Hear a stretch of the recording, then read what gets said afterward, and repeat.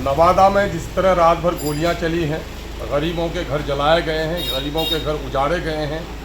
दलितों के इज्जत और आबरू के साथ खिलवाड़ हुआ है,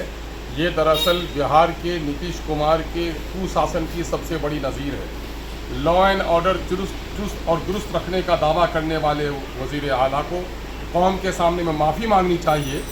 कि उनके राज्य में दलितों की इज्जत आबरू, उनका घर मकान जान सलामत नहीं है और जो कुछ वहाँ है उससे राज्य का सर शर्म से झुक गया है। और यही वजह है कि बढ़ते हुए क्राइम के ग्राफ की वजह से न जाने पुलिस के पदाधिकारियों पर कितना दबाव हुकूमत का, और न जाने क्यों इतने क्रिमिनल्स को छूट दिए हुए हैं कि पुलिस के अच्छे ऑफिसर अब बिहार सरकार के तहत रहने के लिए तैयार नहीं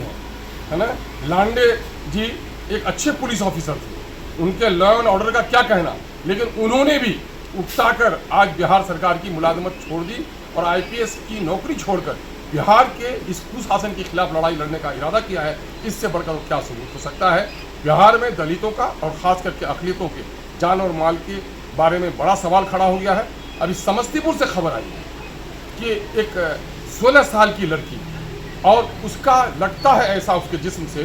कि उसके जिस्म को काटा गया है, नोचा गया है, उसके साथ लगता है कि बलात्कार हुआ है। लेकिन पुलिस आखिर क्यों मैनेज है कि जल्दबाजी में आज के दिन में जो साइंस वाला है, फॉरेंसिक डिपार्टमेंट के लोगों को आना चाहिए था, फॉरेंसिक के लोगों को, और उसके बाद देखना चाहिए था कि इनके हाथ के निशान हैं कैसे है। जल्दी में उसका पोस्टमार्टम कराया जा रहा है और नतीजा ये हो रहा है कि उसका लगता ऐसा है कि उसके साथ बलात्कार हुआ है, लेकिन पुलिस वाले कह रहे हैं कि डूब के मर गए। अभी जब पोस्टमार्टम की रिपोर्ट भी नहीं आई है तो लगता है एक शक की सुई वहाँ भी जाती है कि उस लड़की के साथ कहीं ना कहीं